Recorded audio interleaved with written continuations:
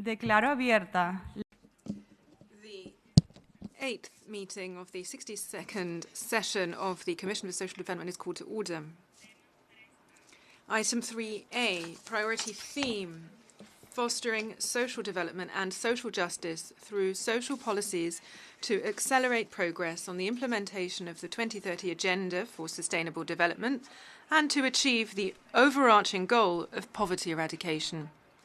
I invite the Commission to resume its consideration of Agenda Item 3A, entitled Priority Theme, Fostering Social Development and Social Justice through Social Policies to Accelerate Progress on the Implementation of the Agenda 2030 for Sustainable Development and to achieve the overarching goal of poverty eradication.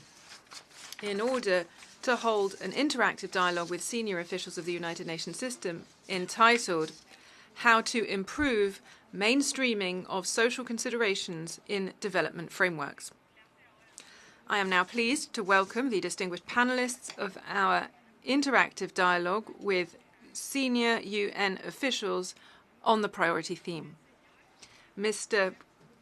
Gilbert Wumbo, Director General of the International Labour Organization, the ILO, Ms. Tatiana Molkin, Executive Secretary of the Economic Commission for Europe, the ECE, who is joining via video link, Ms. Armida Salcia Alice Jabana, Executive Secretary of the Economic and Social Commission for Asia and the Pacific, ESCAP, who is joining via pre-recorded video, Ms. Marina Selawadi, Director and Cluster Leader of the Gender, Justice, Population and Inclusive Development at the Economic and Social Commission for Western Asia, speaking on behalf of Ms. Rola Dashti, Executive Secretary of the ESCWA.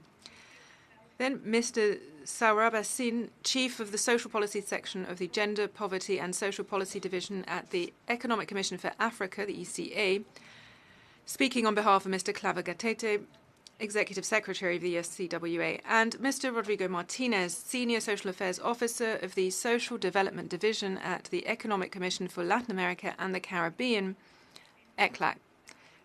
Speaking on behalf of Mr. José Manuel Salazar Sirinas, Executive Secretary of ECLAC.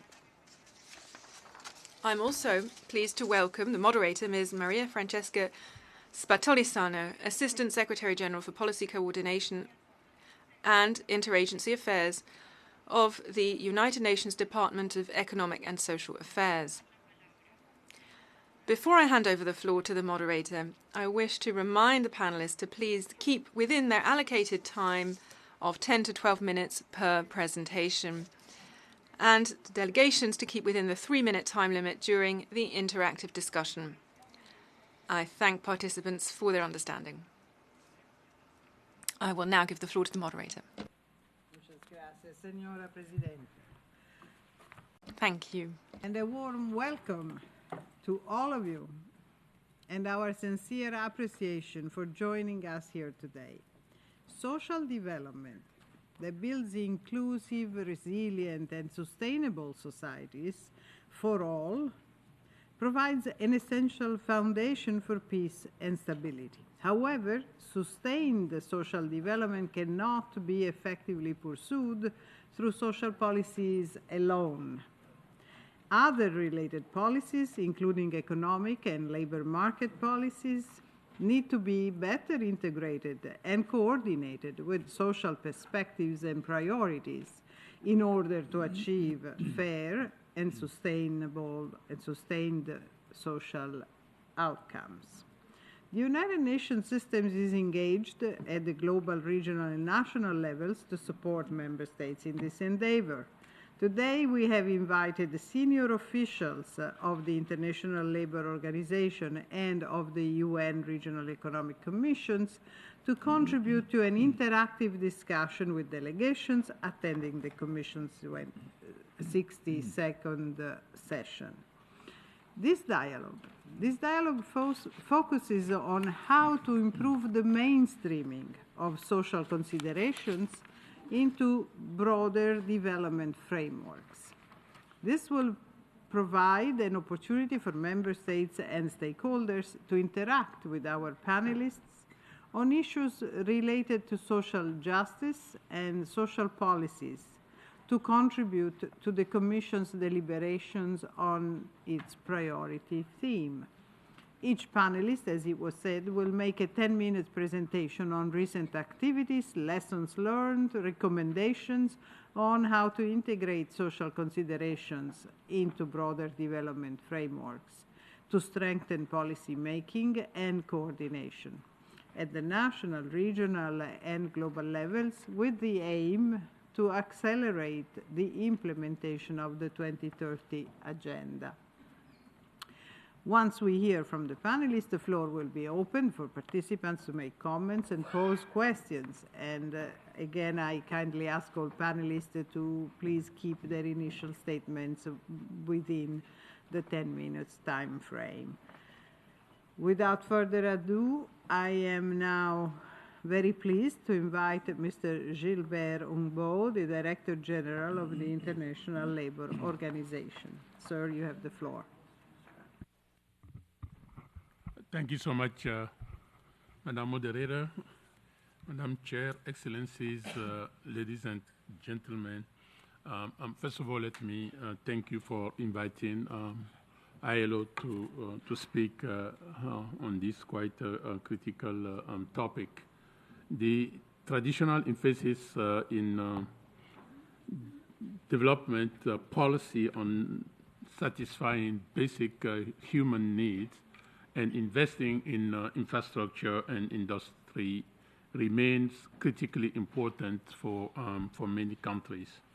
But we must recognize that, first, the majority of the world poor live today in middle-income countries, where the challenge is not so much an absolute lack of national income as it is a need to involve more of the population in the creation and benefits of economic growth and development. Second, we know that the depth and breadth of social participation in development is strongly influenced by policy choices, by the priorities set in national development strategies and in international development cooperation agencies. And third, I would like to argue that most countries and international development agencies traditionally have underinvested in several areas of policy and institutional strength that are crucial for social justice and cohesion. And these need to be corrected not only to enable humanity to achieve the goal of eradicating poverty, but also to navigate the three big transitions our economies are facing this century in respect of digital, technology and AI, climate change and demographic challenges. More specifically, a substantial increase in investment in people's capacities, employment opportunities, and basic labor and social protection is crucial to addressing each of these challenges. And so, in my mind, this is what the notion of mainstreaming social consideration in development framework will mean in practical terms. Each of these three big transformations threatens our societies with a big increase in disruption and in dislocation, and by extension, an expansion of inequalities. We face the prospect of less rather than more social participation in the process and outcomes of development if we do not adjust our model of economic growth and development. With respect to artificial intelligence, ILO research estimate that about 10 to 20% of total employment is exposed to either automation or significant augmentation, with women about 2 times more at risk than men. This represents a lot of additional potential challenge in job market. This has obviously implications for government policies, including a need to greatly increase investment in skilling and other active labor market policies. Our climate change, on climate change, our work estimates that the climate transition could be a significant net job creator, but it is too.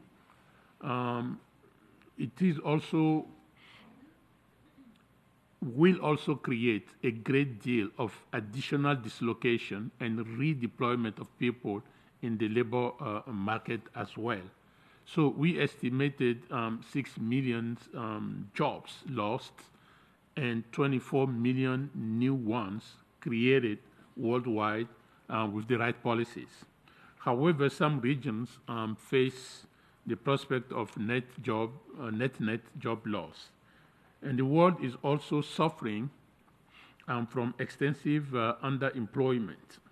Not only unemployment, which is a little over 5% worldwide now, but underemployment in the sense of people wanting to work but unable to find enough of it or not at all.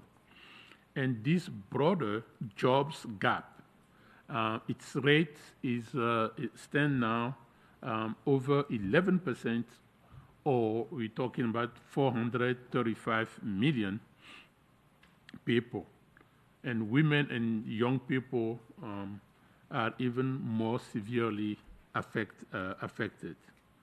In addition, over half of the world population lacks access to even one of the 7 basic areas of social protection other than healthcare. If we continue to underemphasize these social justice deficits in our growth and development model, in our development frameworks, we do so at our own peril. More insecurity, precarity, and inequality is likely if we do not act by expanding the weight we place on investments in the social dimensions of development. Focusing on boosting the quantity of growth, GDP, through investment in infrastructure and industry is important, but insufficient. We need to place equal emphasis on policies and institutions that increase the social quality of growth, its contribution to social inclusion, environmental sustainability, and human resilience. Evidence demonstrates that deficits in the depth and breadth of people's capabilities, employment opportunities, and labor and social protection are largely a policy choice. There are something countries can make much faster progress on if they and their development partners prioritize it, mainstream it in development strategies and resource allocation. To this end, we are working with IMF in several countries to strengthen the financial and social protection systems via social spending flows. In one of these countries, namely Mozambique, as part of the negotiation of a new credit line, a joint IMF-ILO costing exercise helped the government to identify additional financing to increase the budget for the non-contributory pension as percentage of the GDP. In conclusion, I believe that assigning a top priority to mainstreaming the social dimension of development through a substantial increase in investment in people's capabilities, opportunity, and protection is important not only for accelerating progress toward the SDGs, but also for thinking about the post-2030 development agenda. It ought to be a key priority in the summit of the future later this year, and especially in the hopefully upcoming social summit next year. There is a growing recognition of the need to increase action and effort in this respect.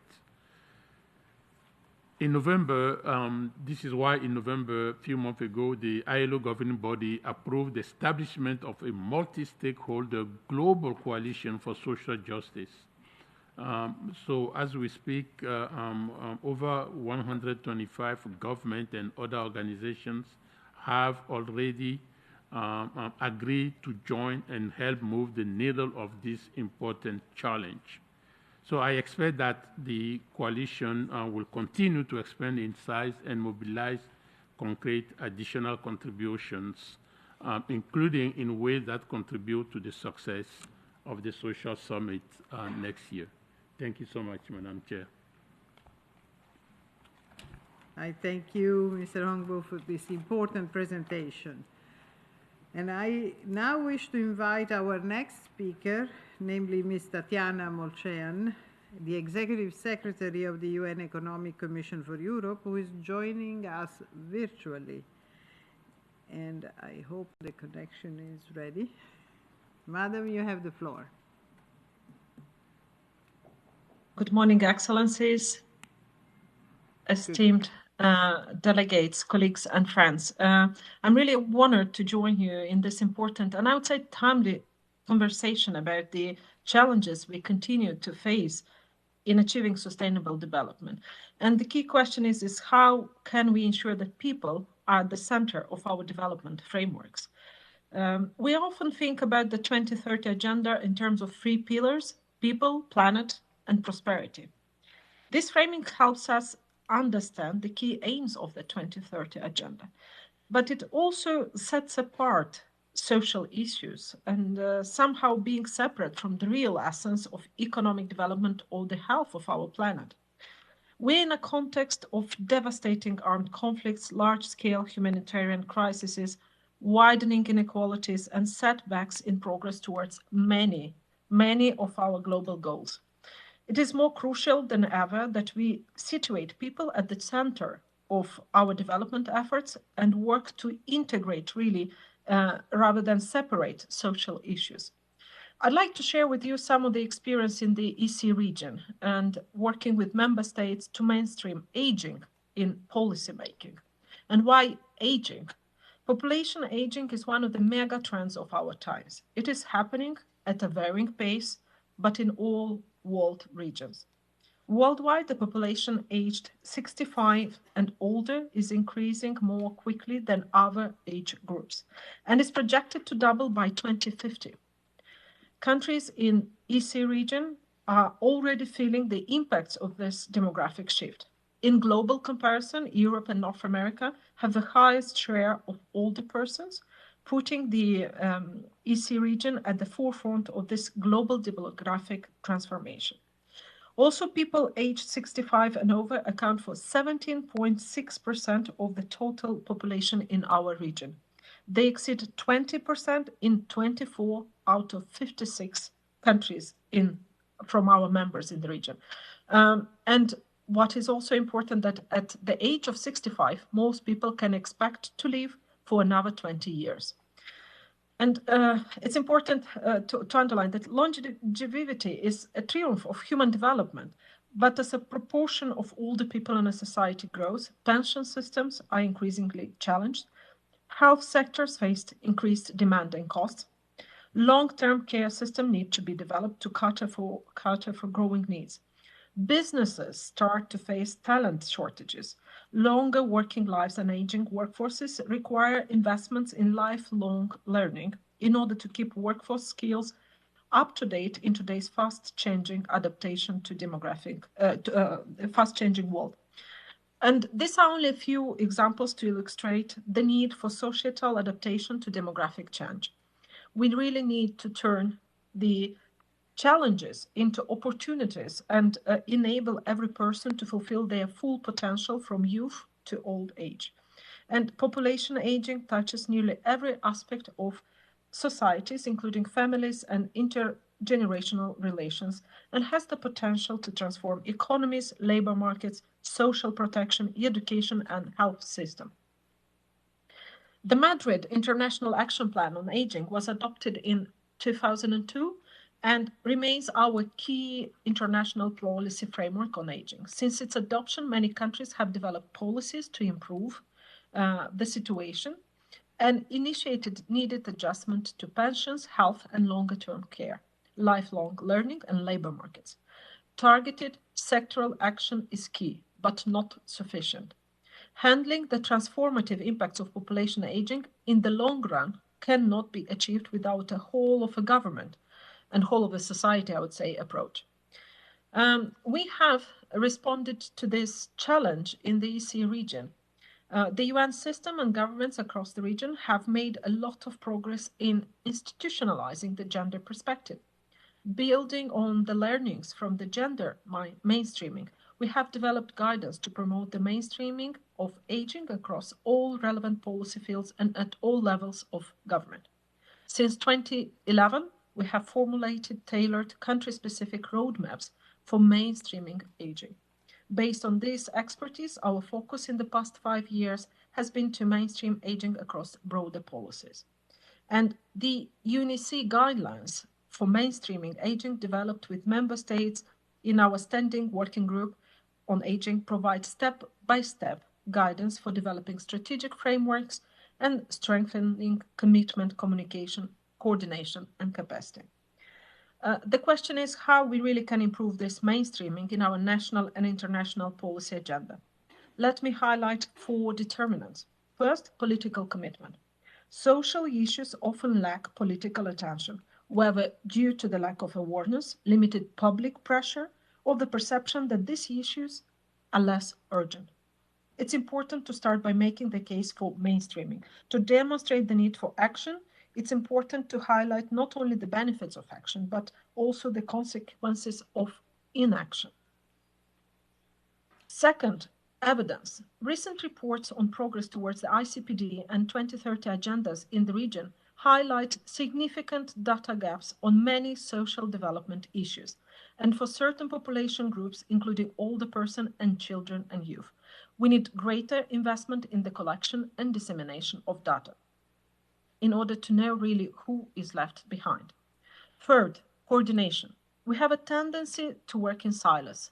To effectively mainstream, we need to address the fragmentation and strengthen coordination within governments and with other stakeholders. An example, within the UN, the recent initiatives to strengthen the interagency group on aging and nominate focal points on aging across the UN system is a positive step to enhance information exchange and coordination across UN agency. Lastly, there's a need to build capacity for mainstreaming. Member states and actors across the UN need to build knowledge, skills, resources, and they need practical support. To conclude, sustainable social development cannot be effectively pursued through social policies alone. It requires people-centered visions and actions spanning all realms of development and actors involved. We should strive for a holistic vision of people with their diverse needs for peace and security, respect to their human rights, access to health and education, equitable opportunities for participation, to name but a few. Let us resist taking narrow views on youth or women or education alone. Let us integrate all elements for social development to enable every human being to fully realize their potential through their life course. Thank you. Thank you, Ms. Molchean, for your insightful contribution. Now I would like to request the technician to play the recorded video statement from Ms. Armida Salsia Ali Shabana, the Executive Secretary of the Economic and Social Commission for Asia and the Pacific. Excellencies, distinguished delegates, participants. Since the adoption of the 2030 Agenda for Sustainable Development in 2015, the Asia-Pacific region has witnessed uneven progress in achieving the Sustainable Development Goals, or SDGs. Despite initial advancement in reducing poverty, the prevalence of undernourishment, and providing quality education, our midpoint assessment in 2023 revealed a concerning lack in progress, with the region achieving only 17% of measurable targets of the 2030 Agenda. Of particular concern is the lack of progress on social development goals, especially Goal 1, or no poverty, and Goal 2, zero hunger, as evidenced by widening inequality within and across countries and an increasing number of people living in extreme poverty and with severe food insecurity. The region also has seen setbacks in gender equality and women's empowerment, magnified by the effects of the COVID-19 pandemic. Asia and Pacific faces additional challenges in the form of climate change, environmental degradation, and public health crisis, all of which pose a direct threat to the social fabric of our communities and which require comprehensive approaches and interconnected solutions that integrate economic policies, social investment, as well as environmental sustainability. Unfortunately, prevailing inequalities and gaps in access to basic opportunities such as energy, food, and digital connectivity are often overlooked.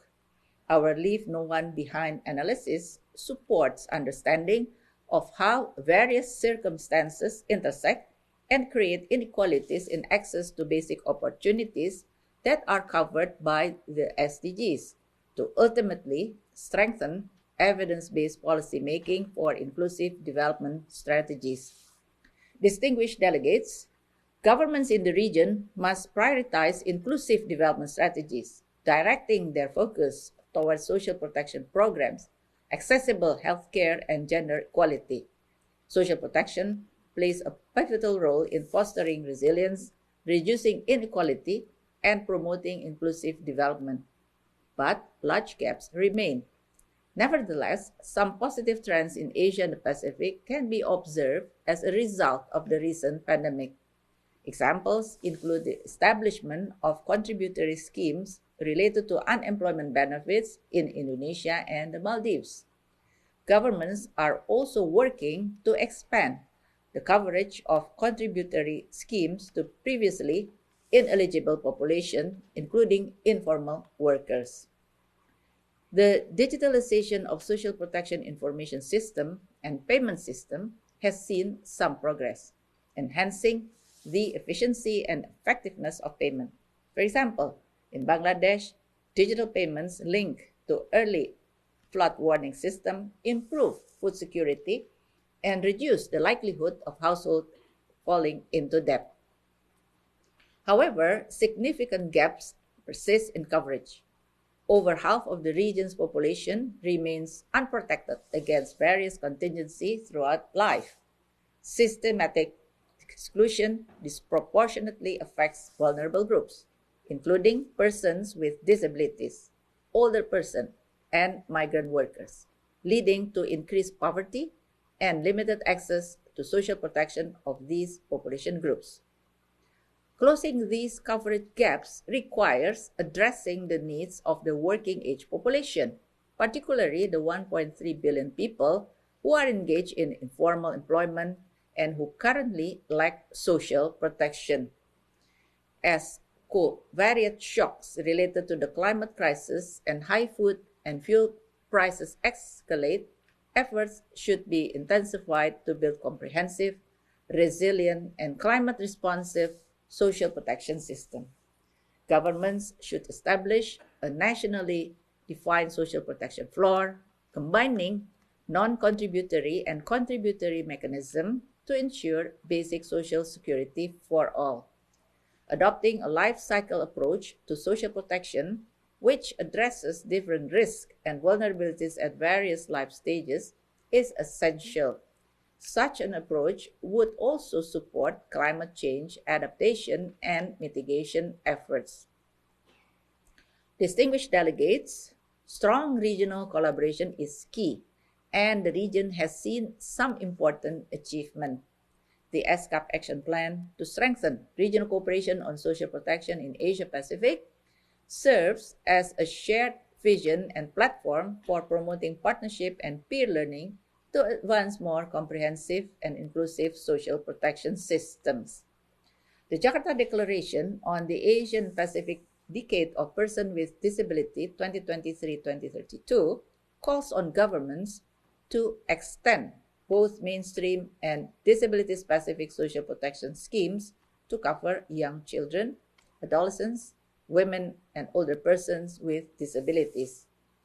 The fourth regional review and appraisal of the Madrid International Plan of Action on Aging 2022 underlines the importance to develop an inclusive, adaptive, and rights-based approach to social protection system, as well as access to health services that will provide universal old age income security and promote the dignity of older persons. ESCAP member states in the regional review of implementation of the Global Compact for Safe, Orderly, and Regular Migration 2021 highlighted the need to provide adequate support to migrants through public health services, health insurance, and social protection, and apply the principle of equality of treatment between nationals and migrants. We are also actively engaged with member states and stakeholders to accelerate action on gender equality and the empowerment of women, a key aspect of the 2030 Agenda. While progress has been made in education and health, concerns persist about stagnation and regression in women's participation in the labor force and decent work. We support women's economic empowerment through a twin-track approach, uplifting women entrepreneurs while breaking down barriers posed by disproportionate unpaid care and domestic work. The Asia-Pacific Ministerial Conference on the Beijing Plus 30 review, scheduled for November this year in Bangkok, offers an opportunity to strengthen the knowledge base on progress and gaps and engage member states in policy development to realize the rights of women and girls. Distinguished delegates, frameworks such as Addis Ababa and more recently the Sharm el-Sheikh Agreement acknowledge the need for interconnected solution and the role of social development issues in their areas. Our regional social development frameworks emphasize the need to operate outside of silos. Such integrated approaches, policymaking, are also needed at the country level. We need more frequent and structured policy dialogue across sectors and cross-fertilization of analytical solutions to build a more inclusive future that upholds social justice, equality, and sustainability. Thank you very much. I thank Ms. Ali Shabana for her inspiring message. And I would now like to turn to our next speaker, who is in the room, Ms. Marina Zalawadi, who is the director of the Cluster for Gender Justice, Population and Inclusive Development at the UN Economic and Social Commission for Western Asia. Ms. Elawadi, you have the floor. Thank you so much, and good morning all. I do have a short presentation. If it is, yes, thank you. So I want to walk you very quickly on the challenges facing the Arab region, as the region is very unique with many complex and overlapping challenges and crises. The region had witnessed some progress in the past in terms of access to health and education, yet we still have 144 million people living in poverty, and poverty is increasing, and this is the only region in the world where poverty is still increasing. Extreme poverty had doubled since 2015. 1 out of 4 persons is covered by social protection. The average income of the top 1% is 128 times higher than the average income of the bottom 50%. We have the largest gender gap in the world. 35% of the Arab region's population is food insecure. Youth unemployment is the highest in the world and had been the highest for the past 25 years in a row. And women earn less than a quarter of what men earn. So the situation is not the best. This graph shows how polycrisis had been also increasing in the Arab region compared between 2015, 2021, and 2022. We've been looking at 4 pillars of crisis, which are the risk of climate crisis, conflict, war, and occupation, and the risk of economic crisis and institutional crisis. And literally, the region had been seeing a crisis after a crisis. With the economic crisis, we've seen the inflation, high debt service. With the conflict, we've seen the war in Libya, Sudan, Syria, and Gaza. We've seen natural disasters, floods in Libya, earthquake in Syria, in Morocco, and floods in Somalia. And according to our scale at ESQA that measures the polycrisis, the region as a whole is at medium risk of polycrisis, but there are great differences among countries. For example, in 2015, 7 out of the 22 Arab countries were at high risk of polycrisis, and 9 were at medium risk, and only 6 were at low risk. By 2021, 8 countries were at high risk, and 8 at medium, and 6 were at low risk. The problem here is that those who were at high risk in 2015 are not necessarily the same in 2021. Countries are swapping positions, and intensity of the crisis had also been increasing. We've also looking at the polycrisis and inequality in the region and the relation between them because they are very much correlated. We've seen that countries in conflict are usually caught in a polycrisis. This is mainly because conflict increases the risk of economic crisis due to the destruction of infrastructure, suspension of investments. It also increases the risk of institutional crisis during the consolidated powers in the hands of a few people and limited public service. The only area that conflict does not aggravate is climate crisis, yet it increases the risk, the increased risk of climate crisis increases the risk of conflict.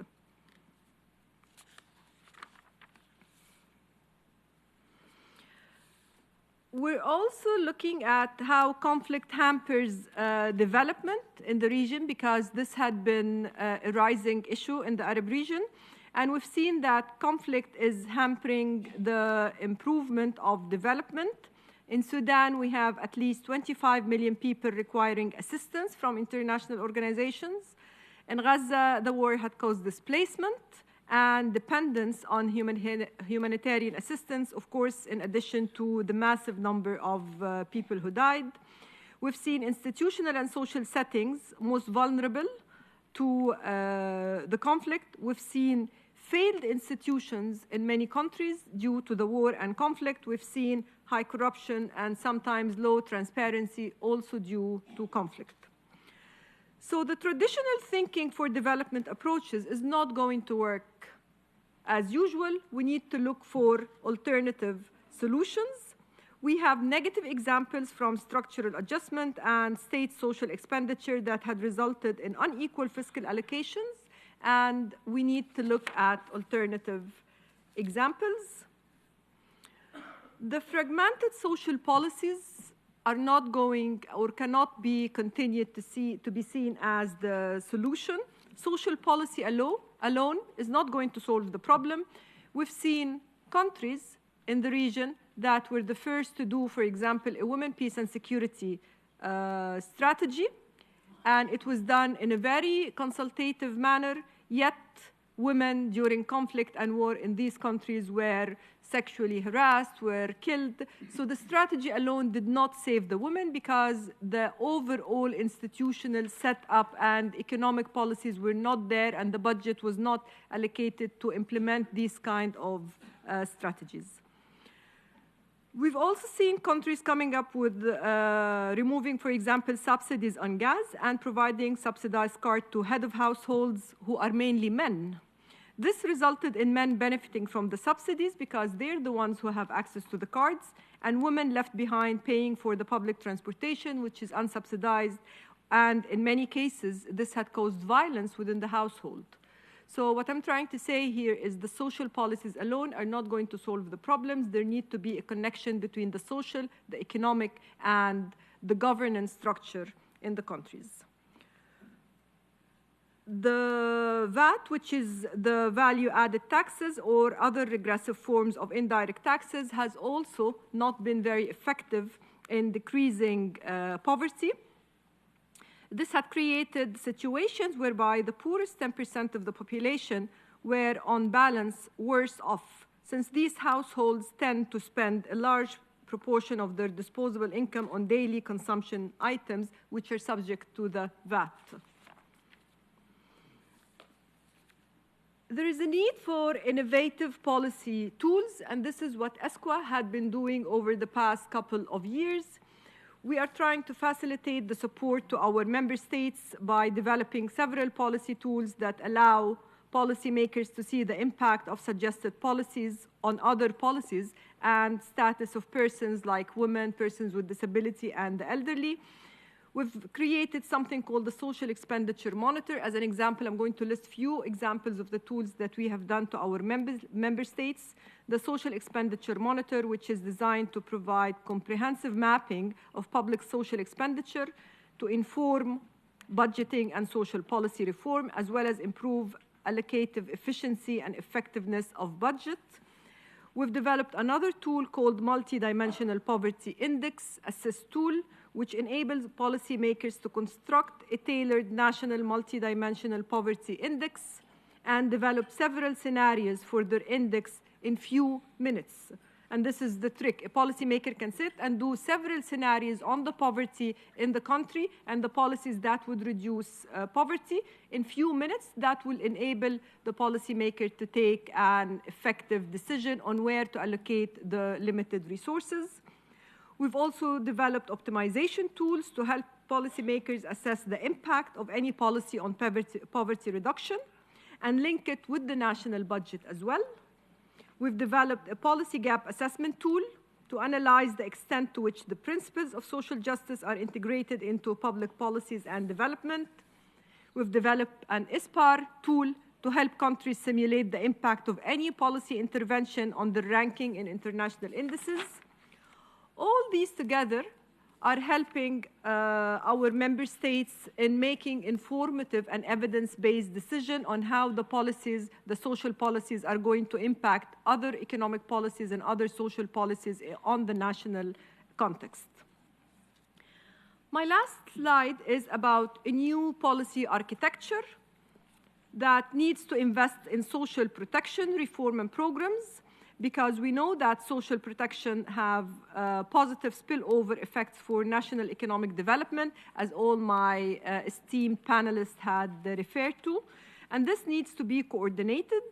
For example, through the experiences gathered in response to COVID-19, we learned that increased social assistance spending, for example, via the new cash transfer programs or expanding new ones, had played the role of an economic stabilizer on the national levels.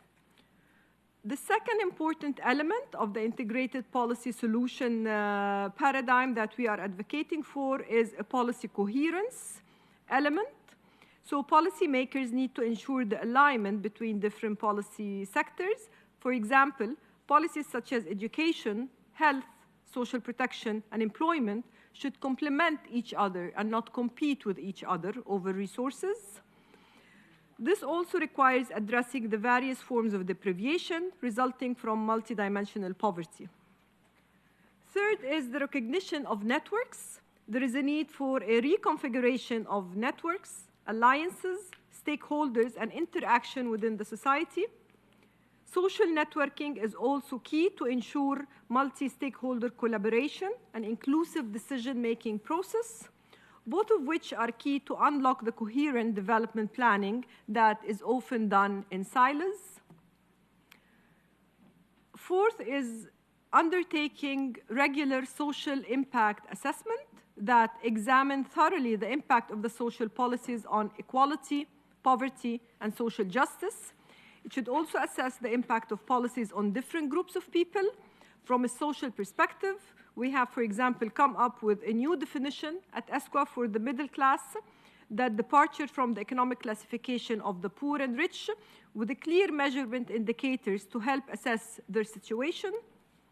And lastly, we need to encourage a developmental state that understands the needs of every single group, to focus on the missing middle and middle class that is now being super squeezed between inflation, high prices, and being out of the subsidy system. And we are also advocating for a new social contract between the private sector, the state, and civil society organizations. Lastly, this is not going to happen alone. There needs to be a paradigm shift. Improving the social consideration in development framework requires this paradigm shift by ensuring the policy integration and very solid coordination between the public sector and the economic reform and development plans that frequently have social known-on effects on the different groups of people in the society. I thank you. Thank you, Ms. El Awadi, for your interesting presentation. And I am now pleased to give the floor to Mr. Saurabh Sinha, the Chief of the Social Policy Section at the United Nations Economic Commission for Africa. Mr. Sinha, you have the floor. Thank you. This one? Yeah, it's on. Yeah. Okay, thank you very much. Thank you, Chair. I come from Addis Ababa. I bring the greetings from the Executive Secretary of Economic Commission for Africa, Mr. Clever Gatete, who is unable to attend. And I'm here to represent him and the Commission's work on this very important topic of mainstreaming social considerations into development frameworks. It's a very interesting question, and I wish to use my time to explore how it can be done. Let me start with the task that was set to us in the concept note that we received. We were given 4 questions that are motivating this interactive dialogue. Are current development frameworks fit for purpose? And I've also provided some quick answers from our perspective. So yes, the current development frameworks, which include the 2030 Agenda, which in Africa also include the African Union Agenda 2063, which has completed 10 years last year, and now we are into the second 10-year implementation program. It also includes the Addis Ababa Declaration for Financing for Development since 2015, and a number of other frameworks which address many of the interrelated issues. So yes, I think many of these development frameworks do fit for purpose. But then, are countries doing enough? Now, this is here where we start running into challenges. Well, at the moment, no. Are the development policies working in synergy to achieve the SDGs so that no one is left behind? Well, there are challenges here as well, and a lot more can be done. And the biggest challenge lies in the last question. Is domestic resource mobilization matching the scale and ambition of the 1995 Copenhagen Declaration and Program of Action and the 2030 Agenda? And here, I'm sure all of us will agree that the answer is no, because the domestic resource mobilization is one of the largest challenges that we are facing. So what I'm going to do is to look at what can be done. And so I just have 3 slides, and then I'm going to talk to them. So what needs to be done? Now, from our perspective, we have a set of 6 issues that we could address. The first, of course, is the better debt management, and this has been talked about a lot. And therefore, once we start talking about social considerations, we recognize that we are not able to distinguish, we cannot distinguish the social from the economic. And so one of the largest macroeconomic challenges that we face in Africa, but not just in Africa, is the huge debt issue that is facing many of the countries, the debt distress that the countries are in. And I think that is something that we need to talk about head on. The second one, of course, is providing climate finance. I mean, this climate change is a very major challenge that most countries face, most developing countries face, and most countries in Africa face. Then, for doing actual things to create jobs, in Africa, we need to re-engineer the value chains so that we can create jobs through backward linkages, rather than just being dependent on forward linkages where we move much of our resources outside the continent. We also need to invest in digital transformation. And most importantly, create skills, especially for the youth and women. And lastly, as has been also been talked about in this hall, as well as earlier on, is extending social protection coverage for the vulnerable and those getting left behind. Now, if you look at these 6 major actions that need to take place, the first 2 relate to money. We need to have the money to do things. Then we need to have jobs, and so that is the number 3 is about jobs. Number 4 is about technology. Number 5 is about skills, and number 6 is about protecting those who are unable to benefit from the changes that are going to take place and be undertaken in the country, in the countries on the continent. But then when I'm talking about the continent, I'm also including many other countries outside the continent which are in a similar situation. So let me go through these. In terms of the better debt management, we do recognize that COVID-19 and the crisis afterwards have reversed several decades of consistent development gains in Africa. The debt burden is rising in Africa, and several countries are in debt distress. Hello, Lisa. This is the UN technician in New York. How are you doing? Excuse me? I thought I was asking the questions. Okay. If I can continue, Madam Chair? Okay. So many of the countries are close to defaulting on their debt services and have approached the IMF. Now, without additional and urgent financial assistance, African countries run the risk of not getting back on track on the SDGs, which is really the objective of this discussion. Now, we have 2 avenues that can be exploited for this purpose, and one, I'm going to highlight these 2. One is the special drawing rights, which are an effective and efficient way to provide the much needed additional resources. The special drawing rights are a particular mechanism by the IMF to make available resources, additional resources for the countries that require them the most. And during COVID-19, African countries received about $33 billion to tackle the pandemic. But as per the IMF quotas, the countries in Africa can get up to $500 billion, which can have a huge impact on maintaining the social sector spending and managing the economies. And this would really help African countries take the necessary steps to get back on track to attain the SDGs. The second avenue which is available is, and it was also launched in the aftermath of COVID-19, and this is something that we need to revisit, is the Debt Service Suspension Initiative, the DSSI, which helped countries concentrate their resources on fighting the pandemic and safeguarding the lives and livelihoods of millions of vulnerable people. That initiative suspended about $12.9 or $13 billion worth of debt service payments owed by the participating countries to the creditors, which freed up the resources to increase social, health, and economic spending in response to the crises. But once the crisis got over, in 2022, we realized that Africa's public debt amounts to about 66% of GDP. With 8 African countries in debt distress and 13 under a high risk of debt distress. So this is a huge policy challenge. When we start talking about how we can get the SDGs back on track, we need to start looking at how and whether we have the means to do that.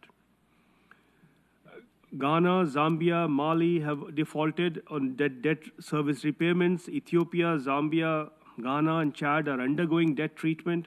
And so it is affecting a large proportion of the countries in Africa. But I think the issue really is not the debt stock over time. That is not a problem per se, but the high cost of servicing, that is a huge problem, and that needs to be looked at as well. And this arises because of the interest payments have increased with the depreciation of exchange rates and increased share of non-concessional debt and weakened fiscal buffers. So the number of countries with interest payments of over 10% of revenue have risen from 9 in 2010 to over 20 in 2012. And that is several countries are using their meager resources to service debt instead of supporting productive economic activities or addressing the socioeconomic trends.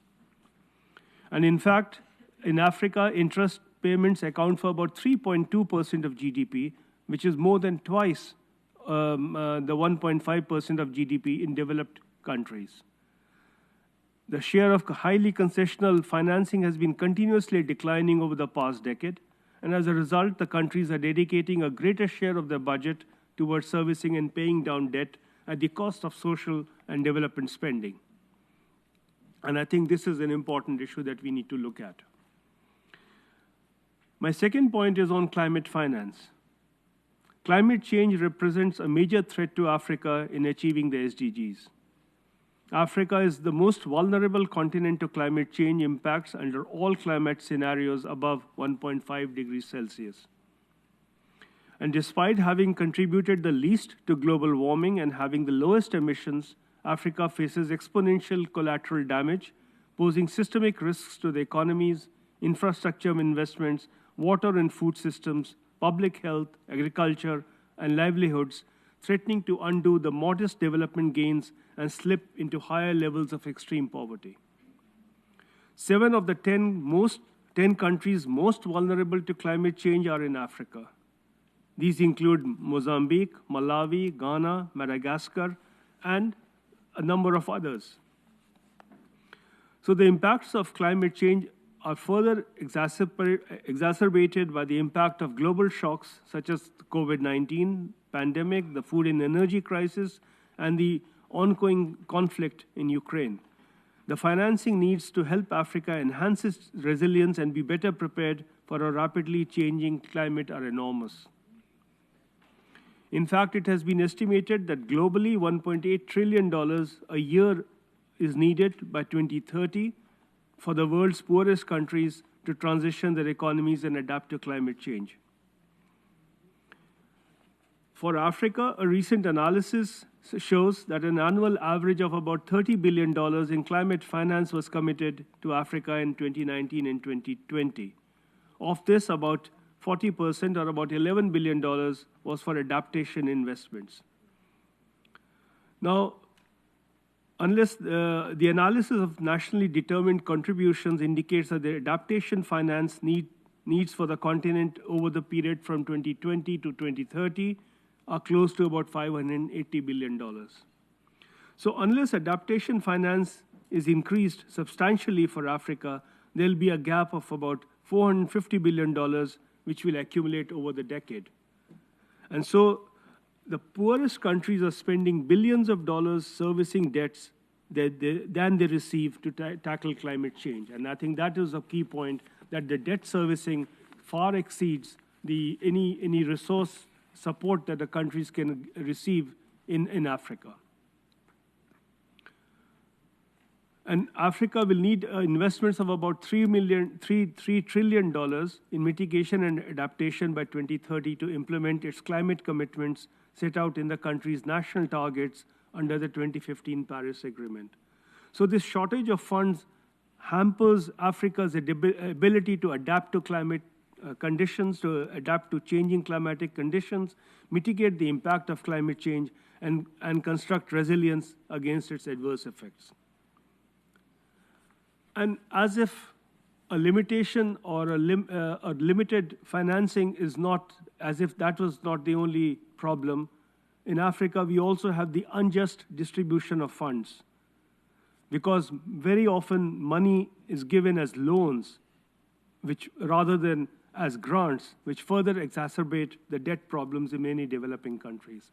And I think this is something that we need to keep in mind when we try and find solutions together.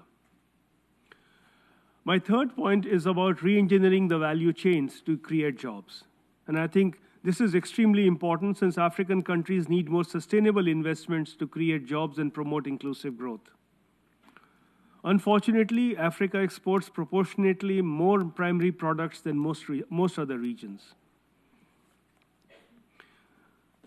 which in a sense suggests that they have a very high level of forward participation in global value chains because they sell their immediate products to other countries, which add a far greater amount of value to the materials than their original cost. For instance, cocoa farmers in Cote d'Ivoire and Ghana get only about 7% of the price of chocolate, which is sold in Switzerland. Now, Africa could upgrade its manufacturing production in a number of ways. It could become more globally competitive in more backward participating sectors by strengthening production capacities through regional value chains. And it could develop production based on African countries' own primary resource sectors.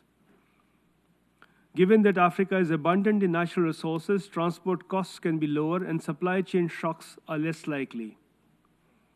In fact, in this context, I would like to highlight the Africa Continental Free Trade Agreement, the AFCFTA, which is trying to get rid of non-tariff barriers within a country to facilitate the flow of these products. Now, a number of policy actions can help in this regard, reforming tax, trade, and industrial policies in favor of investment in business creation and expansion, paying attention to human capital by developing skills and investing in education, and I'm going to talk a little bit more about that in the next section. Then, since upgrading involves high-skilled workers and global markets for these workers, African countries must create working environments that are attractive to them, and avoid over-regulation and regulatory intrusion is also very important. In this connection, I would like to link up with the digital transformation because that is happening at a very fast pace, and that is a positive development that is taking place in Africa. But we have to recognize the digital divide that also exists, and that is something that we need to plug so that everyone can benefit from the digital transformation that is currently ongoing. My last point is really about skills and the fact that we need to provide skills to the young and working age population, which is among the highest proportions on the continent. Africa will add about 184 million to its youth population in the next 30 years, so that by 2050, 1 in every 3 young people in the world will be African. And so the working age population will be more than double the number in 2022, and they constitute about almost 25% of the global working age population who will need to have the skills and the jobs to be able to benefit from the transformation that is underway globally. And so Africa has to invest in strengthening the skills of its youth. The last point, I'm not going to talk a lot about it because social protection has been emphasized by the previous speakers. All I would say is in Africa, only about 17% of the population is covered by formal social protection. And so that is something that needs to be extended much more strongly. Now, unfortunately, even though there is strong, broad political support and awareness, the actual coverage on the ground remains limited. And very often it is affected by the lack of resources which most of the countries have. And so, as you can see that whatever we talk about the social development and the social considerations of the development frameworks, we keep coming back to the economic factors as well. And so in that sense, the two cannot be separate from each other. And that's the message I want to highlight from Africa. Thank you. Thank you, Mr. Sina, for this interesting presentation.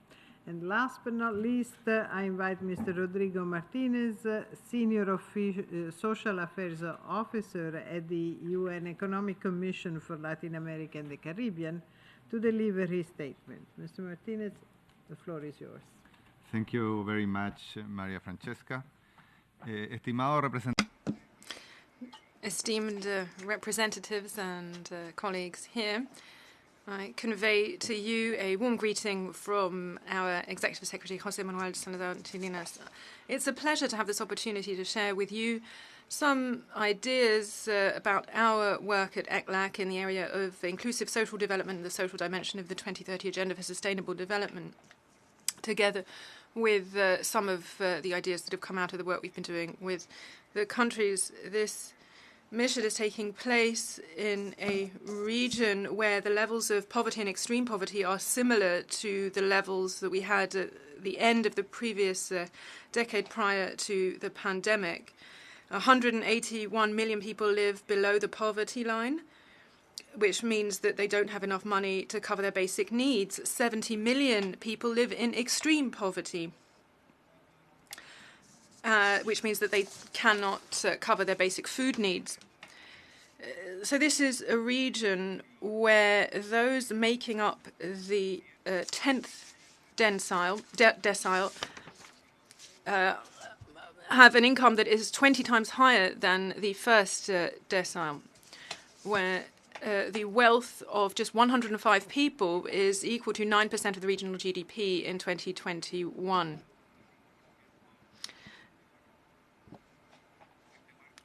And could reach 11.5% of GDP in the region. So we are focused on poverty, inequality, and social protection, and highlighting the importance of moving forward and implementing quality policies that are effective, efficient, sustainable, and transparent. We've placed special emphasis on the advances and institutional challenges that exist in the region. For this reason, we want to highlight four main aspects: the legal normative aspects, organizational aspects, technical operative aspects, and financial aspects in each of the areas in which we work. The region has seen significant institutional progress in designing and implementing public policies. However, there is still a great deal still to be done in order to achieve the major goals that we have. Some of the work that has been done in recent years emerged from the recent ministerial meeting of Ministers of Education that was hosted at ECLAC just 2 weeks ago under the leadership of UNESCO, where we analyzed the problems of school dropouts rates that have actually increased following on from the pandemic, and also the financial challenges of moving towards a inclusive and comprehensive educational system.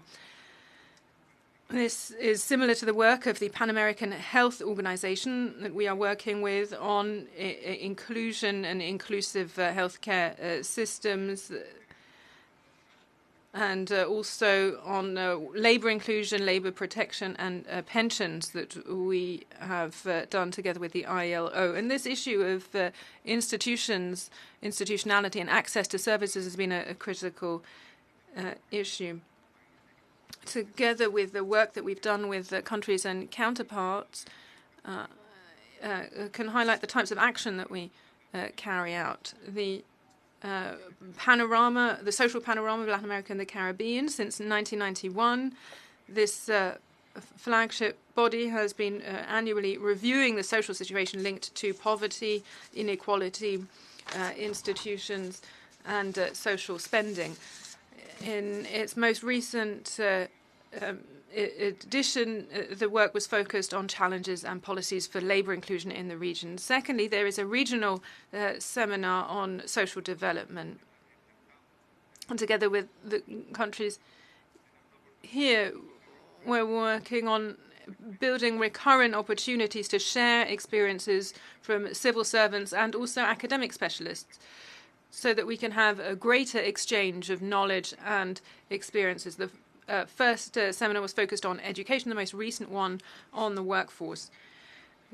A third example is the regional conference for social development in Latin America and the Caribbean, established in 2014. The mandate is to examine multidimensional poverty and move towards measuring poverty, inequality, and structural gaps in the region. This is a subsidiary body to ECLAC and is jointly organized together with the UNDP. Currently, Chile has the chair. And it offers an opportunity for authorities of social development to share experiences, priorities, and political vision. Allow me here to indicate that the Ministries for Social Development or inclusive social development, the authorities are the most recently established institutions in the region from the 1990s onwards, so much later than the major ministries of other areas such as health and housing, for instance. So there are three conference documents that structured the discussion and brought about the contributions from member states. Firstly, the social inequality matrix, in which we analyze the economic, social, and cultural axes that underpin and reproduce the patterns of inequality in the region.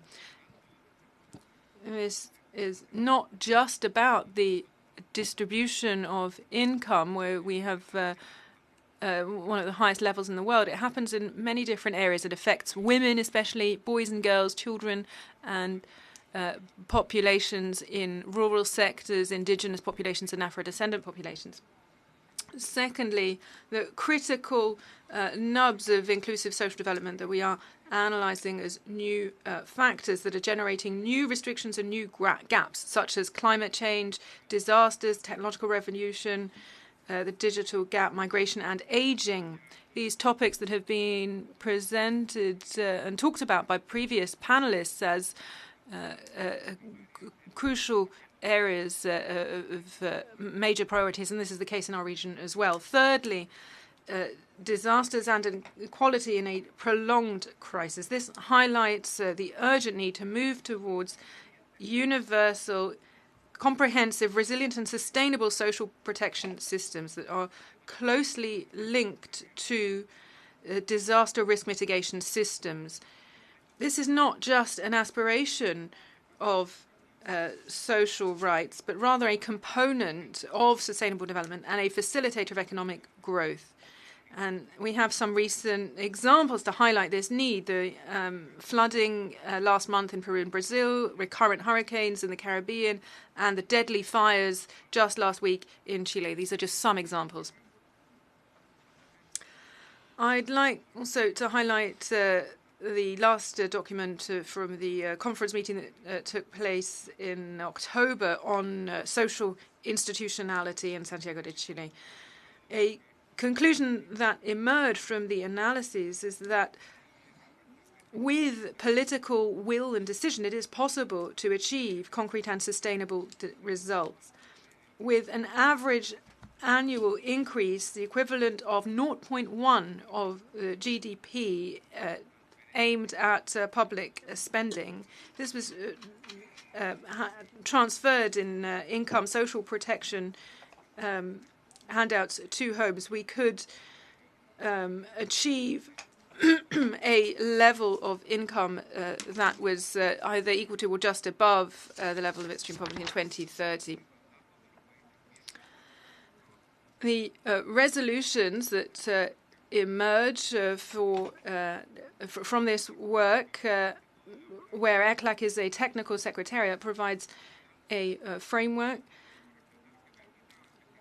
for social development as a regional public good that allows researchers and managers to gather and analyze data and improve institutionality in countries. In 2019, in Mexico, this program was launched, and countries agreed on a regional agenda for inclusive social development, and this was presented at this conference. And the aim is to support implementation of the social dimension of the 2030 Agenda for Sustainable Development in the region, especially in those areas linked to social development in those ministries.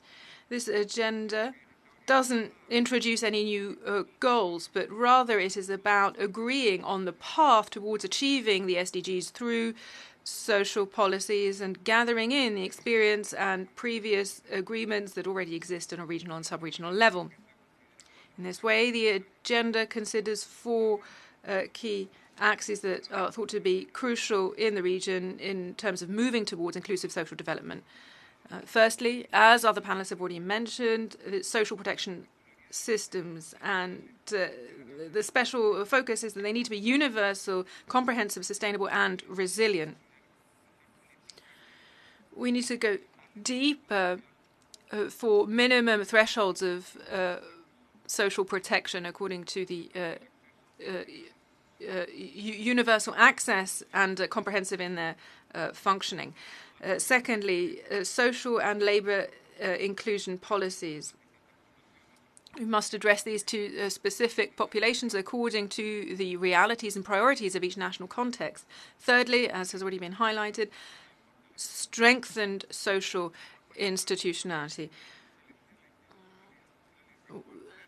Strengthening institutions and protecting their financing in social policy has been identified as being critical at this time. And fourth, last but not least, the issue of cooperation and regional cooperation and integration. The issues that we're talking about very often transcend borders, especially when we're talking about climate change and migration that have been mentioned.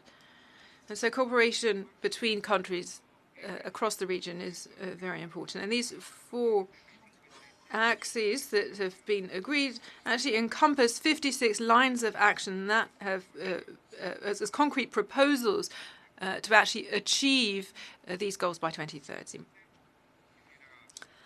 Finally, I would like briefly to share a few remarks about what we'll be doing in 2024 and 2025 as according to the mandate for future activities. Firstly, we will be working under the framework of the regional conference, which for social development, which under its 5th resolution requested that ECLAC provide a draft roadmap and a document to ahead of the World Social Summit proposed for 2025. There's a policy summary, and there's also a group of countries working on the ahead of the executive board meeting in Barbados in 2024 and the 6th meeting of the conference in Brazil in 2025. Secondly, broadening the outlook for social inclusion and the challenges that emerge. The social panorama and the regional seminars that I mentioned, the next session of focus will be on these areas,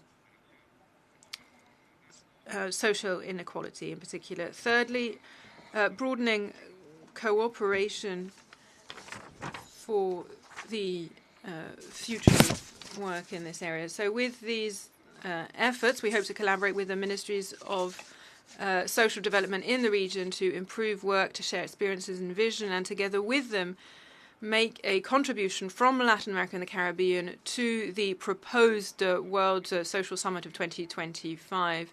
For the moment, the region is facing growing challenges to achieve the SDGs. I thank you. Muchas gracias. Thank you, Mr. Martinez, for this informative presentation. Dear colleagues, you have heard our panelists with many informative elements and interesting suggestions. There is some progress, there are some ideas, but there is a lot more to be done. And the theme, I repeat, of this session is the improving the mainstreaming of social considerations into the development framework. So now I invite the delegations wishing to make comments and pose questions to our distinguished panelists to do so. If you want to do so, please press the button. I see I have two already. Keep your questions, please, short and to the point. This will help, of course, to accommodate many more speakers. Also indicate to whom among the panelists you address your question or comment. And let me remind delegations that you have 3 minutes for your interventions. I now give the floor to the distinguished representative of Egypt, to be followed by the representative of the Islamic Republic of Iran. Please, Egypt, you have the floor. Thank you, Madam Moderator. And first, I would like to thank the distinguished panelists for their intervention. This was quite an interesting presentation across the board.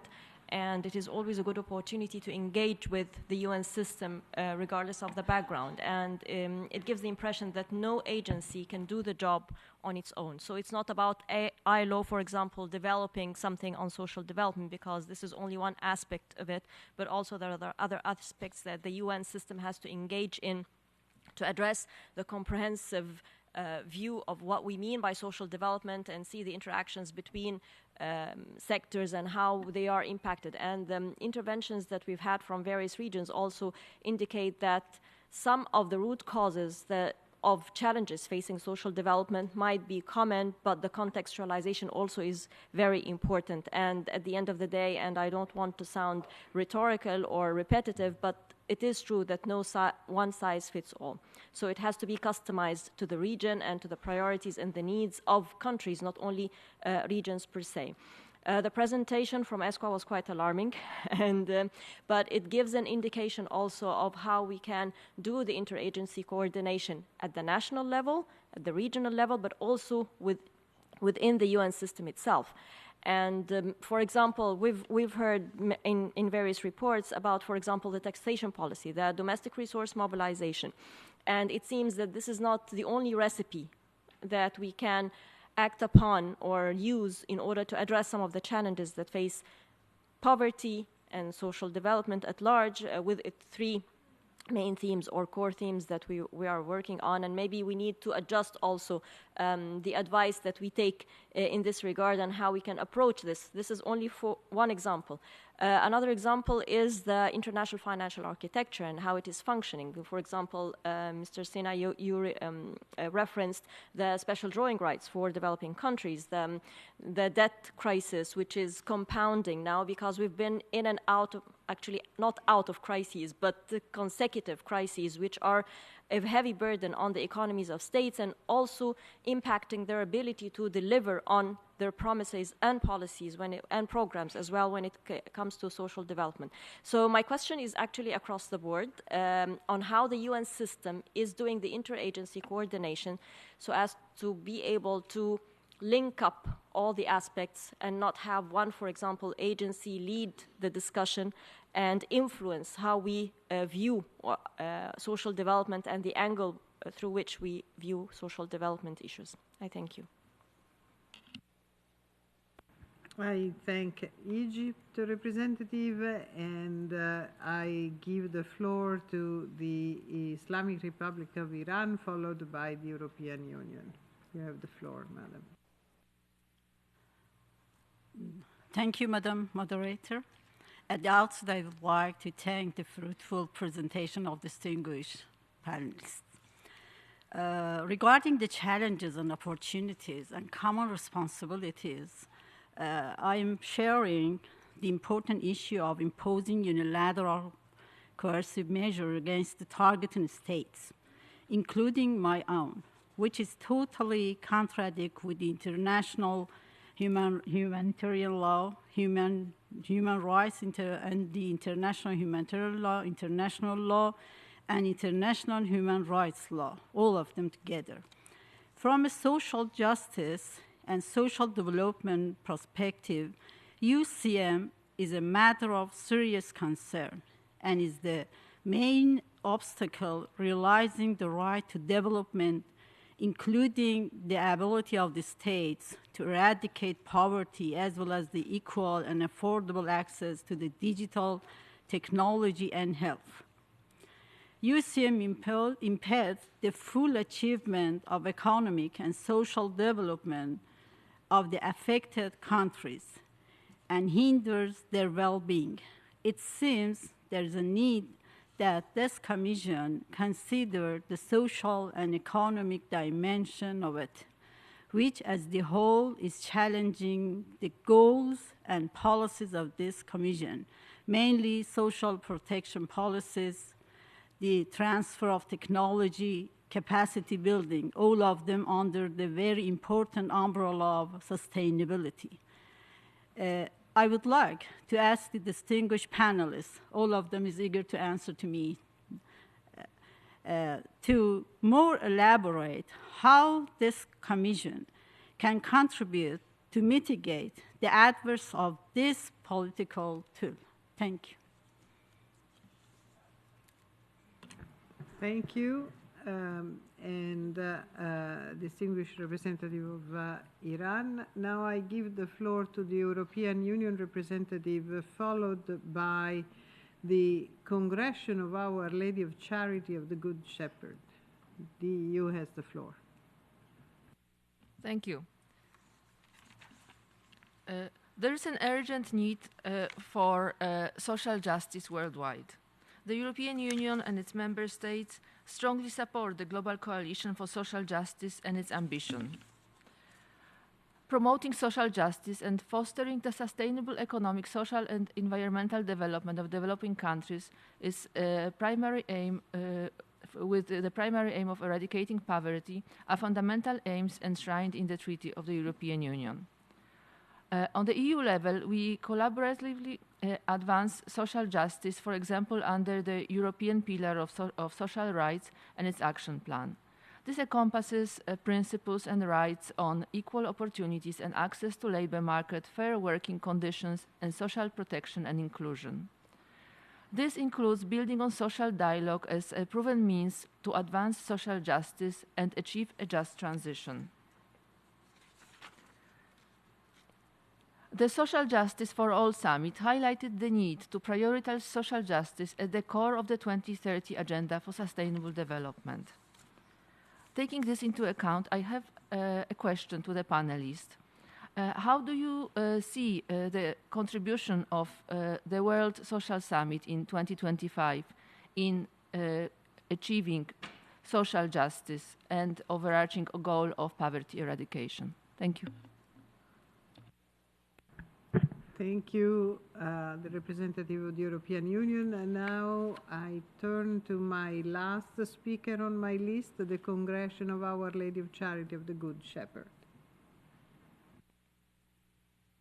Thank you very much. My name is Winifred Doherty, and I'm a member of the Congregation of Our Lady of Charity of the Good Shepherd and also of the NGO Committee for Social Development. And as a member of the NGO Committee for Social Development, we have been interested in and promoting the notion of the social summit in 2025, hopefully. We as an organisation are present in all of the regions represented this morning, and I did hear very clearly the desire to have social protection as one aspect of social policy. While it is well articulated at the policy level, it's not effectively implemented. So I heard that, and of course we support very much the rollout of social protection. But my question this morning is concerning something that I heard at the expert panel on the priority theme coming from Mr. Daniello Turk from the Club de Madrid. And he spoke about a UN social mandate, that this might be part of the work of the social summit. And for this social mandate, he talked about it being across all UN funds, programs and agencies. I recognize that apart from ILO, they're not represented here this morning. But then he went on to UN resident coordinators to work on a profile of social policy in doing and presenting country profiles. And then he also mentioned that the regional commissions could provide comprehensive policy profile. And I did hear the distinguished panelist from ECLAR speak about doing something at this level. So I'm wondering what is the view on the UN social mandate? Thank you. Thank you. I have exhausted the list of requests for the floor from the room.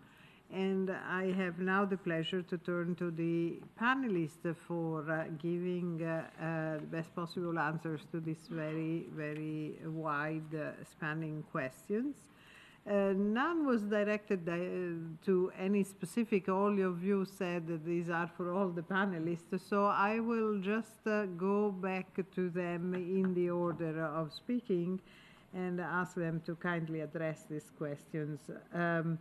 So the first one on my list will be Mr. Hongpo, the Director General of ILO. Thank you so much, moderator, and thank all the member states for those contribution and the analysis that we have been hearing since this morning. One of the common points that I have been hearing is the fact that none of the agency or UN institution can do it alone. And therefore the need for us to cooperate and to work together. That need for us to work together has already been there and central to the reform that Secretary General Gutierrez is pushing for, and that's what also led to the change that we are seeing on the ground with the new resident coordinator system. The centrality of what we need to do remain. I don't feel that we need to reinvent the wheel. The centrality remain within the UN SDG development framework that we are promoting on the ground in the whole UN system on the ground under the resident coordinator, discussing with the government and coming up on that. So that we just need to move. Keep pressing on that dimension. So to me, that is not really new, quite frankly. What the point that I want to insist much more on, and you also know that during that reform, on that we have the resident coordinator and the field, the country levels, we have the HQs, and if I may say so, in between now, you have the economic commissions, which that with their regional coverage and the regional views, perspective that should feed into the finalization of those development cooperation framework. What for me is quite essential is the need for us from the UN system to also dialogue better with the financial institution, with the World Bank, with IMF, with the regional development banks that are playing a crucial role also on the social agenda. You know, it was quite very interesting. I can see the delegate from Ghana on the front row. A year ago, I was on mission in Ghana, and when we were talking about social protection, except that 4 days or a week before I arrived, Ghana has a mission from the IMF in discussing about debt restructuring. Could you imagine if we had been there together so that we can talk about debt restructuring and social protection on that, because the government has to take both into consideration. So on one hand, very clearly, I consider the UN global agenda, back to the point raised by the NGO from the Congressional Ladies and Charity. The UN, most of our agenda is a social agenda. But we have to keep in mind that it's not exclusive. we also have economic, just like the economic or the so-called Washington Consensus has a responsibility also within the social dimension. So it's important to integrate this as we move forward. So when we talk about also the Secretary General pushing for the financial architecture that need to be revisited, is also quite important. The coalition that ILO is launching, for example, I remember very well having a discussion with the distinguished colleague from Switzerland, where the role that they are pushing the coalition to play is exactly bringing together the financial institution with the ILO and the UN colleague in pushing forward this agenda on this social investment agenda. The point raised by Iran, of course, we are living in a world where we have all the geopolitics and we have to face them. But if we just have to do that, each agency is within our respective mandate with what we do. The geopolitics do affect our work. We can't deny that. On the flip side, we have to stop short not to get into what is not our mandate and cooperate in those perspectives, at least from ILO perspective. The point raised on the European Union in terms of how the World Social Summit can contribute to better to social justice. I think, and of course, we have to be very mindful and respectful of the process that are in progress. From my humble opinion, it's going to be important. Of course, the second, the follow-up to Copenhagen has to obviously be in line to lesson learned since Copenhagen in the last 30 years. But I will hope that we come with very, very concrete elements which will help us and using, for example, the Coalition for Social Justice as a platform, not only for policy coherence, but as a platform to re-dynamize our call and our resolute for a better social justice by targeting very specific thematics, because there's so much that we could do, and targeting some specific thematics and ensuring specific ambitions that we have, that not only within the 2030 concept, but even beyond the 2030 agenda. Then the last point raised by the congressional, the distinguished representative from the NGO, I forgot, I don't want to make a mistake in the name. It's quite a very broad analysis, which are quite important, and which brings back the not so new debate about of course, the role of the UN on the UN at the time. Let's face it, at the time where we do know that sometimes in some corners multilateralism is being questioned, and we need to really also reflect. And to me, delivering on the social development, delivering in the quality of life, not only just looking at it in terms of GDP or economic growth. The reality is not just since COVID. COVID made it worse. But I was in Davos 2 weeks ago or so, and one of the big studies that were presented there, in the last 40 years, the inequality has just continued to grow. That's factual. That's factual.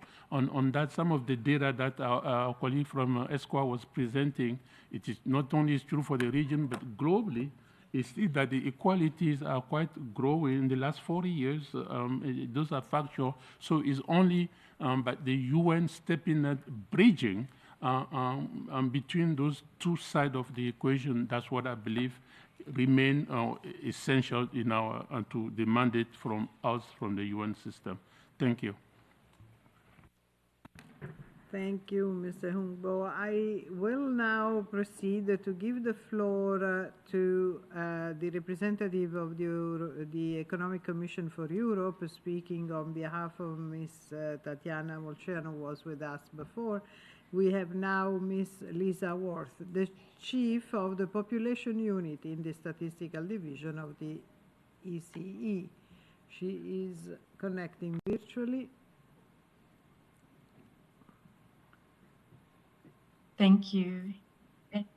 Can you hear me? Yes. Excellencies, esteemed delegates, colleagues, it's my pleasure to participate in today's dialogue and to represent Ms. Molchan, who unfortunately could not stay. I would like to take the opportunity to briefly address the question from the distinguished delegate from Egypt on how the UN system does interagency coordination by giving you the example of aging, as the Executive Secretary did earlier on. So, as you know, there is no dedicated agency to aging, so coordination between different agencies to bear in mind the needs, rights, and interests of older persons and to address population aging is all the more important. And within the UN system, we have the Interagency Network on Aging, where we try to keep each other informed and coordinate efforts, specifically now under the Decade of Healthy Aging. And at regional level, I would like to give you the example of the Joint Program on Aging, where we have joined forces with WHO, OHCHR, UNFPA, and also HelpAge International to work specifically on questions of aging. And one example, for instance, is that this closer coordination of our activities allows us to bring really the respective expertise of the different agencies to the question for policy development on aging, for example. And allow me, with regard to the social summit that's planned for 2025 and the social development agenda more generally, also to turn around the question of today's dialogue a little bit. We've been asking the question of how to mainstream social considerations into development frameworks. And we also need to ask ourselves the questions of how to mainstream the needs and rights of different population groups into our social development frameworks, not to leave anyone behind. And with regard to aging and older persons, that means that we need to take a life course perspective. When we talk about skills development, for example, it is important, of course, to invest in the skills of children and youth, to prepare them to be contributing productive members of our societies. But that contribution and that valuable role in society does not stop at the level of secondary or tertiary education. We really need lifelong learning, particularly in regions that experience population aging, to ensure that older people also remain skilled and able to contribute in today's world. Thank you very much. Thank you, Ms. Worth. And now our next speaker is Ms. Merina El Awadi from ESQA, please. Thank you, Ms. Moderator. And I think the questions have been actually addressed by my colleagues, and especially from the ILO, but I'll repeat just few points that I think require highlighting. The issue of the challenges that the region have been facing, and I think the global at the moment, are huge. And this can absorb the work that all of us are doing, either on the national level or regional or international. All what is required is that we coordinate together among the agencies and also within the country and within the member states. So the coordination is not only required within the UN, but also at the country level. I'll give you a few examples from what ESQA has been doing, because we've been trying to work horizontally and also vertically. So we've been always in a partnership with DESA just to make sure that the regional voice is being heard and the needs of the most marginalized person are heard in like the international conferences and the international frameworks. On the country level, we've always been working with the specialized agencies, either this is ILO, UNFPA, UNDP. Most of the national strategies that were done on the national level that ESQA had done, such as poverty strategy, strategies, women, peace and security, employment strategies. These were all done by ESCWA in partnership with the specialized agency.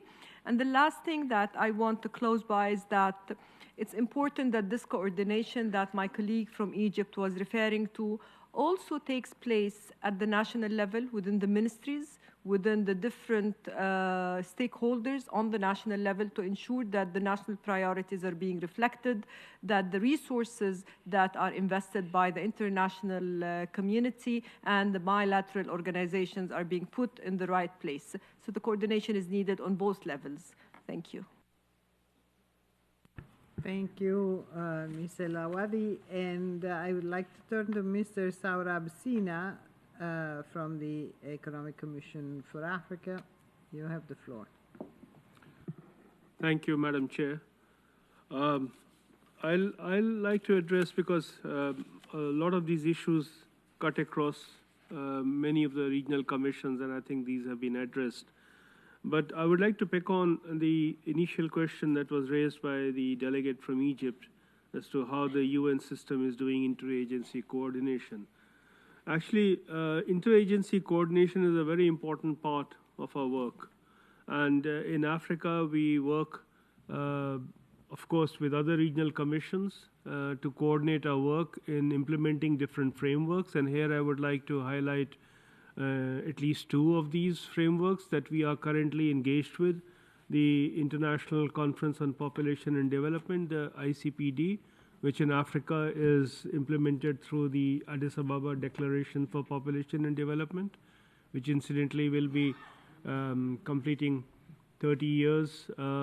Later this, sort of the next couple of months, there is a Commission on Population and Development, and there the work across the regional commissions is coordinated.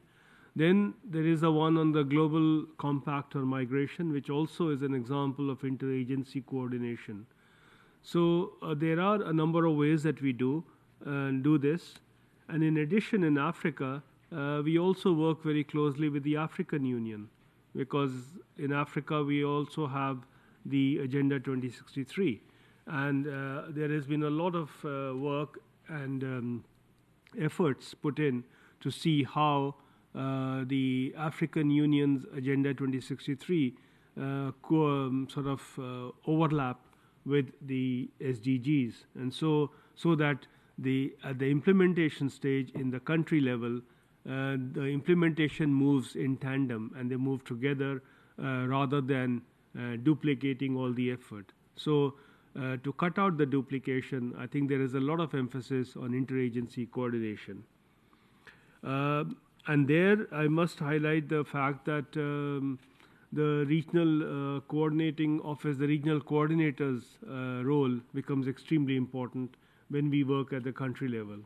So all in all, I think there's a lot of emphasis on interagency coordination within the UN for precisely the same reason and the same concerns that have been raised to ensure that resources are spent most efficiently, and so that there is little duplication, and so that all the agencies, different agencies' mandate, which is very similar, is implemented in a coordinated way. So I think that is the point that I wanted to raise on the issue of interagency coordination. On the UN's social mandate, I think these issues have been raised, and I have not much to add. And how do we see the contribution of the World Social Summit in 2025 in achieving poverty reduction? I think this is should be a landmark summit, because I am reminded of the one in 1995, the one in Copenhagen, which actually was the precursor to the Millennium Development Goals, which then have converted into the Sustainable Development Goals in SDGs. So in that sense, they have set the direction, because they captured the sentiments and they captured the views of a large swathe of people engaged and concerned about development across the world. And I think that was captured, and that is what led to the crystallization of the Millennium Declaration, and then the agenda, the 2030 agenda. So in that sense, we are all actually looking forward to the World Social Summit in 2025 because that might help capture the views of civil society, of different agencies, of the UN agencies, to see how we can look forward to the post-2030 period, because a lot has been achieved, but a lot needs to be done. And so I think in that sense, the World Social Summit might be a very important point to bring together the views of different sections of people and the NGOs and civil society on that. So thank you. Thank you, Mr. Sina. And now I turn to my left to Mr. Rodrigo Martinez, please, from ECLAC. Thank you very much. Quisiera hacer un par de... I would like to share a few remarks to add to what has already been said about the region. The work of ECLAC and the dynamic that we have with each of the specialized agencies, they're very present in the different spheres. This doesn't mean that we're dismissing any of the topics. I just want to highlight that collaboration, cooperation is an unending task. It must have a space within which to continue. And so in relation to the question on opportunities and how we can bring messages through to the proposal of the World Social Summit, I think this is a very relevant question. And I would say the following. First, as we've said, an ECLAC social aspects is not just about social, it's about the environment, it's about economics, but it particularly plays out in the social sphere. As we heard about the World Food Programme, the cost of hunger, the cost of malnutrition from our colleagues also in Africa, the cost of having a population, children, boys and girls under 5 years of age who are undernourished, can mean for Latin America between 2 and 16% of the GDP. That is the cost. And that is what is being lost. And so the solution also must be financing. And I think here we have an opportunity to realize that the cost of not doing in social policy is much greater than the cost paid by the people who are suffering. There is an impact on the economy and in economic development. Another point that I think is worth highlighting is that one of the challenges is changing the metrics, as was mentioned just a few moments ago by the ILO. It's not enough just to look at the GDP. We cannot take decisions only on the basis of economic growth. We have to factor in inclusion. If we don't change the logic by which we decide to invest in people or how we make decisions, this is going to produce the same results. Something that we did in Chile with the National Investment System in Infrastructure. This work that is being done is asking how we can incorporate a measuring system in an area of sustainable development for decision-making. And again, this is something that has to be institutionalized, and this is why this is an issue that is so important. Bringing these messages and articulating vision in decision-making is crucial. Another point, the social summit, poverty has to be at the center, yes, but not just poverty, because the population never graduates, never emerges from poverty. And this is something we have seen time and again. The vulnerability that occurs because of poverty it is something that we have seen across the board in the inequality that we have in many of our countries. And this is a marker of the challenge. We have to have an integrated policy, and this is why universal social policies are really what we recommend. Thirdly, then, the importance of highlighting double resilience so that the people themselves can face up to the challenges of climate change, economic shocks, and health crises as we had in the pandemic, for instance. And, of course, some conflicts as well that are recurring. But also we have to have institutional resilience in order to deal with this. This is, I think, a major part of the problems that we've seen in countries in dealing with the COVID pandemic is precisely because of this. We were not prepared. We reacted, but we hadn't been prepared for this. And this, a forward-looking, proactive approach in social policy can also be crucial. How do you invest earlier on in order to reduce the impact in the future? On the question of how to produce profiles for implementation and of social policies, I would here emphasize the importance of cooperation, and in the specific area of fighting against poverty and non-contributive social protection, unlike health or education and housing, here there are agreed parameters between countries across the region to invest in these policies.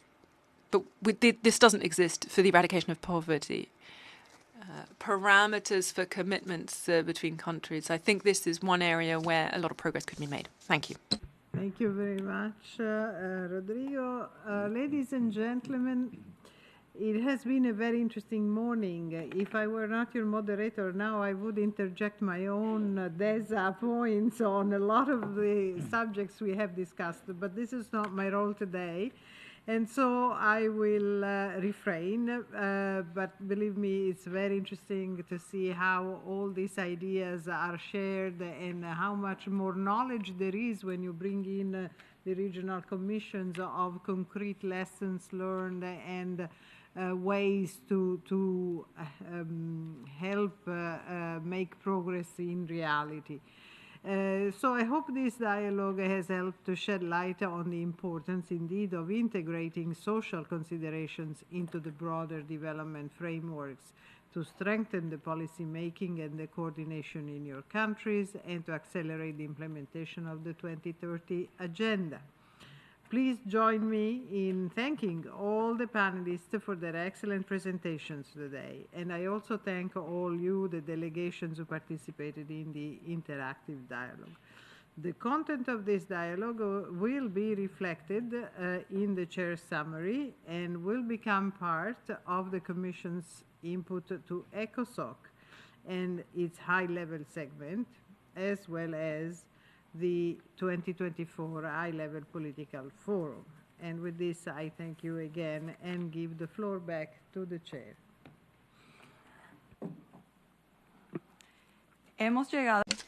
We have reached the end of an interesting interactive dialogue with senior officials of the UN system on the priority theme. I thank Ms.